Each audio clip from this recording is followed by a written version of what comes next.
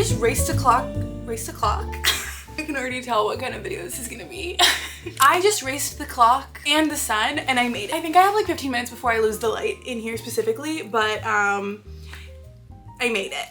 And that's all that matters. I cannot wait for the days to be longer again. Anyways, hey, welcome back to my channel. My name is Mick. And the TBR jar is choosing my March reads today. Elephant in the room is that I have perhaps said that there are barely any prompts in here for the last, I don't know, 3 months, and I have not replenished this yet. So I do know there's a couple prompts I think that I've like thrown back in here after pulling them in previous videos and been like, oh wait, I don't have anything for that, and I've just thrown them back in. So I have no idea what's left in here, but it's kind of fun. It's kind of like, oh no, what could possibly be left, you know? So that being said, I think I'm going to pull 5 to 6 prompts depending on how unfortunate they are. I'm gonna maybe do the 6th one as a freebie because March is my birthday month and I'd like to be able to pick at least one book that I'm feeling really excited about, which I still might be able to do. Who knows? I really don't know. We'll see. Also, there might be more than I'm thinking. You know those games where you're supposed to guess how much candy's in a jar? I'm terrible at those. So I don't know. All I know is this is the last time I'm doing this before refreshing her, and that's all I have to say about that. Also, this is my first time doing this video without my TBR card. All of my TBR books have been moved to the shelf behind me, and then I also have these 3 books that have been added to the TBR, but I was going to include them in a book stuff video as like a haul situation, so I haven't shelved them yet. They've just been sitting in a stack under the shelf. So I'm just gonna have them out so that I'm aware that they're there. And then the rest, it's like from here to the end of the shelf, which you can't see, but if I'm talking about a book over here, I will pull it. And then this entire shelf and this entire shelf. The ones that are behind me, like really behind me, are lower priority, so that's fine. And then my 25 and 2025, the books I have physically, are here. Actually, I'm gonna put her up there, hoping to primarily choose from this section, but we'll see. So let's go ahead and get started and pick my hopeful reads for the month of March. Okay, guys, I'm really scared of this. I have no idea how this is gonna go. I don't know. A book you've owned for 2+ years. Okay, so 2 years would be 2023, which I think beginning of 2023 is when I really started reading again. So I think any book that I've had since like right before I started my booktube channel, I've had that for 2+ years probably. So let me go ahead and pull a few and then we'll discuss. To be quite frank, I have an objectively terrible memory. And so I know some of the ones down here I've had for longer than 2 years. I just don't know exactly which ones. Like I think maybe Brooklyn and maybe the Bell Jar. But I feel like I've gotten rid of a lot of the other ones that I hadn't gotten to yet because I was like, okay, clearly I'm not gonna get to these. So I had donated them. So I'm pretty sure these are the last 2 left because I am 96% sure that my dad got me Cloud Cuckoo Land for Christmas 2023, I think. Unless it was Christmas 2024. But I think it was 2023 because I think I had this when I started my booktube channel and I know I got it for Christmas. So I think this is 2+ years. To my understanding, this is like a historical fiction / science fiction / magical realism situation of some kind where there's like 3 different timelines. I think I read the first 10 pages once upon a time and then stopped because I got overwhelmed because this is definitely a brainpower book. And then I know, y'all, I've talked about In a Dark Wood by Ruth Ware, maybe, I was about to make a really big exaggeration. I've only done like 20 something of these videos, but maybe like a dozen times, and I've picked it for quite a few TBRs and I just haven't gotten to it yet. And I don't know why. This is a mystery thriller that I just keep on hand because I know at some point I'm gonna be in the mood for a mystery thriller. Do I think I'm gonna love this and it's gonna be above like 4 stars? Probably not. But sometimes you just need a palate cleanser mystery. I don't know. I feel like the longer something sits on your TBR though, that just overall less likely you are to ever reach for it. And then there's just like this thing around it. So I don't know. But these are like 2 complete opposite ends of the spectrum. Like this is like super palatable, bingeable, quick, short, easy. And this is dense and very well written in the sense that it will take me some time. I think it is 600 pages, 620 something pages.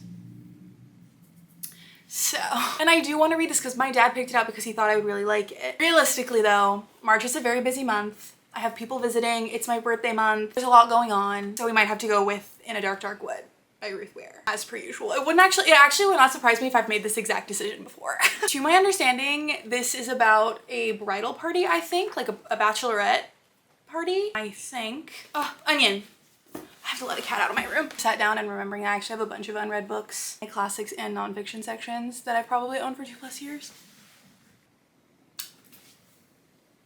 I'm pretty sure that this is about a bridal party, like a bachelorette party, that goes to stay in a cabin in the woods and somebody brings a gun. Oh yeah.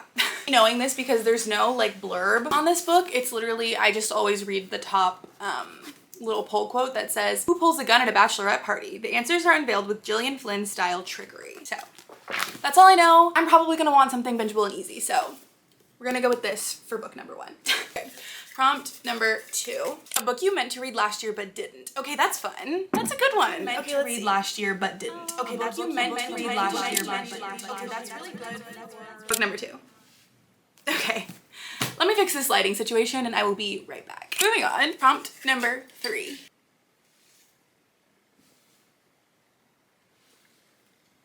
Is anyone feeling deja vu with these prompts? 1 second. I just picked the Nightingale and then realized I did that prompt. I did that prompt last month. I had put the prompts from last month back in the jar. I thought I was gonna completely refresh this. So, my bad. I did go ahead and remove the ones from last month's video. They are gone. Rest easy, I'm putting this back. Okay, prompt number 2, actually for real this time. A book written by a male author. Okay. In this climate, I'm gonna look at my 25 and 2025 first because would like to pull from there. Oh my gosh, wait. That's kind of crazy. I think all of the books I have physically from my 25 and 2025 list are by female authors, which is kind of slay, I'm not gonna lie. The only one is The Book Thief by Marcus Zusak. I don't think I'm ready to do that to myself in March. So we do an assessment of what else we've got. This is kind of crazy.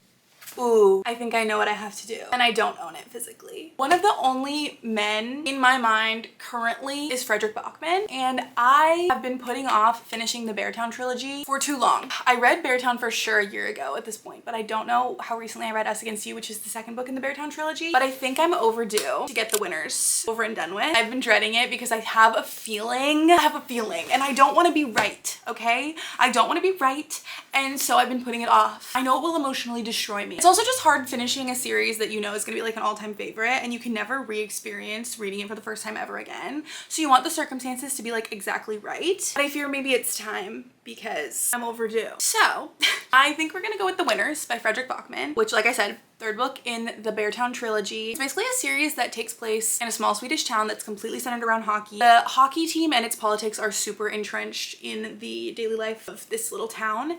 And in the 1st book, something happens that really upsets the status quo of the town and makes everybody kind of question everything, like their morals, what they stand for, etc. And it's an incredibly powerful and well-written book, like one of my all-time favorites. I read Us Against You, which is the 2nd book. 5 stars, 6 stars, like literally so incredible. One of my favorite books of all time, I fear. And so now I've just been scared. There's mixed reviews on the 3rd for sure, but I think because I'm such a fan of the series, I will love it regardless. I just am afraid of one thing that I think I know will probably happen because I'm pretty sure it was kind of hinted at in the 1st book. Like I can actually hear the sentence in my head. Anyways, that's gonna be book number 2. Anyways. Okay, moving on. Prompt number 3. Thriller. Okay, already pulled mystery thriller. So my thriller selection is actually pretty small. I know you can't see it, but it's over here. Of the ones that are sitting over here, these are my 2 that are like thrillers, I think. The rest are actually, I think 2 Nights in Lisbon is a thriller as well, I'm pretty sure. So these are my 3 that are like thrillers because I have Billy Summers, but I did try and start that once upon a time and it was an incredibly slow burn thriller, so I just don't know that I'm super in the mood for that this month, especially because The Winners is an incredibly large book, so I already have one of those on the docket. I don't know if we're gonna do another one. So of these 3, I'm super intimidated by these 2 and I just don't really know much about 2 Nights in Lisbon. I just found it at a thrift store and I love a tall paperback. So I broke my cardinal rule of book thrifting and I bought a book that I'd only really heard discussed one time, and that was in Taylor Tippett's reading blog where she picked up a book she didn't know anything about. I'm pretty sure this is like an identity thriller. A woman wakes up in Lisbon alone. Her husband is gone. No warning, no note, not answering his phone. Something is wrong. A masterly, sleek, and sophisticated novel about love, marriage, and truth. I don't know. I'm intrigued. And again, I love holding a big floppy paperback, but I'm not sure. And then these 2 are 2 of like the shortest books actually that I own. I know that this one is Bizarre. I'm Thinking of Ending Things by Ian Reid. And then Bunny is, I think, exactly 300 pages or something right around there. And I started this once upon a time. Another month. I'm seeing a common theme. The thing is, if you know you're not gonna love it because it's like a timing thing, you should put it down. If you're having to force yourself to read something and it's gonna skew your perception of the book as you read it, put it down. I'm trying to get better about that. So I did put it down, but I I am still really, really curious. This one is like a dark academia. I don't know. Wish I had a better thriller selection. I know that I usually am not obsessed with thrillers when I finish them, so I'm more drawn to just getting them on my Kindle these days. Honestly, weirdly, I kind of feel like Two Nights in Lisbon. I don't know. I think we're gonna do it. Like I said, all I know, it takes place in Lisbon. It's like a woman's trying to figure out what her husband is involved with. I mean, hey, Stephen King says there's no such thing as a book you can't put down, but this one was close. So I think I'm gonna do it. This is so strange. Book number 3. Prompt number 4. Okay, tearjerker, which I do already have one of those on the list in the winners. So what else do we have? The Nightingale, I know, is supposed to be a tearjerker. One True Loves by Taylor Jenkins Reid. The Great Alone by Kristtin. Obviously, A Little Life. I think The Wedding People and The Book Thief are probably also tearjerkers. I just don't think I've heard anyone say as much specifically. I don't know, I reached for The Nightingale earlier for my fake out book number 2. So I'm kind of thinking maybe I'll do that. For some reason, I'm like really feeling like I'm in the mood for this. So I think I'm gonna do it. In case you're unfamiliar, The Nightingale is a historical fiction novel set in World War II that I think follows 2 sisters throughout the war. And I think we bounce back and forth between like modern timeline and then the past, and we're kind of figuring out what happened to them. And yeah, that's all I really know. All I know is people sob to this book, so I'm quite scared. Book number 4. So that means I have 2 tomes on the March TBR, which is kind of a little intimidating. 2 very random thrillers. Love that. Okay, so prompt number 5. Ooh.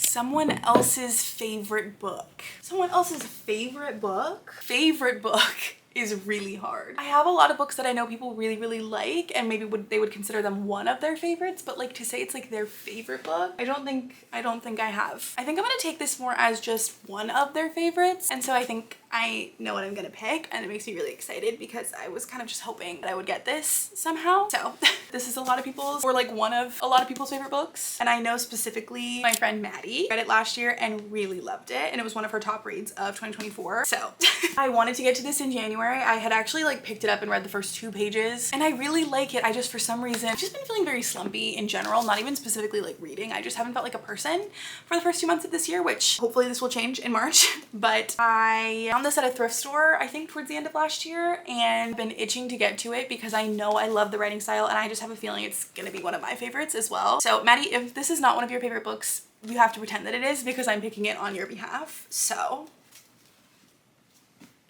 you know? If you're unfamiliar, Remarkably Bright Creatures is a literary fiction about a woman who is a maid, I think, at an aquarium, and her son went missing years and years ago at sea, and she ends up befriending an octopus at the aquarium that he can't talk, I don't think, but he has his own chapters, and so we like exist in his head, so we know what he's thinking, but I don't think he actually like physically talks to her. But we do know that he's like a sentient being, and we spend some time in his POV. They form an unlikely friendship, and I think ends up leading her to answers about her son. So I love magical realism, I love unlikely friendships, and I love solving mysteries. Okay, so I'm really, really excited about this, if you can't tell. So book number 5. And then I'm gonna pull a prompt for book number 6, but if I don't like it, I'm just gonna pick one because again, it's my birthday month, okay?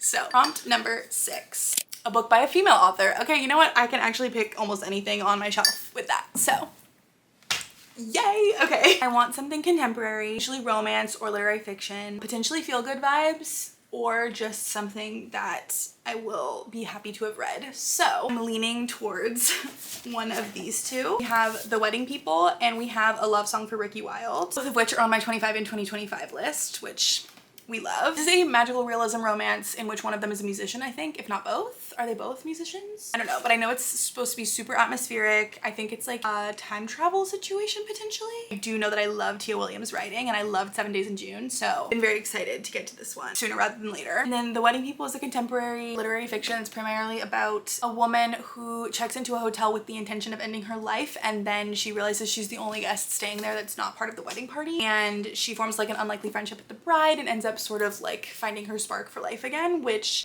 again, I have been highly anticipating getting to this, obviously, because it's on my 25 and 2025 list. So I know that this is like comedic, but it's definitely like a heavier topic overall, I would say. But also 7 Days in June had a lot of heavier topics as well, so it wouldn't surprise me if A Love Song for Ricky Wilde was deceptively deep as well. I don't know, I'm just really feeling like I'm gonna love The Wedding People. So book number 6. So let's run it back through the books. I will be attempting to read in March. In the month of March, I will be attempting to read In a Dark Dark Wood by Ruth Ware. If I don't read this in March, I'm unhauling it because it's getting ridiculous.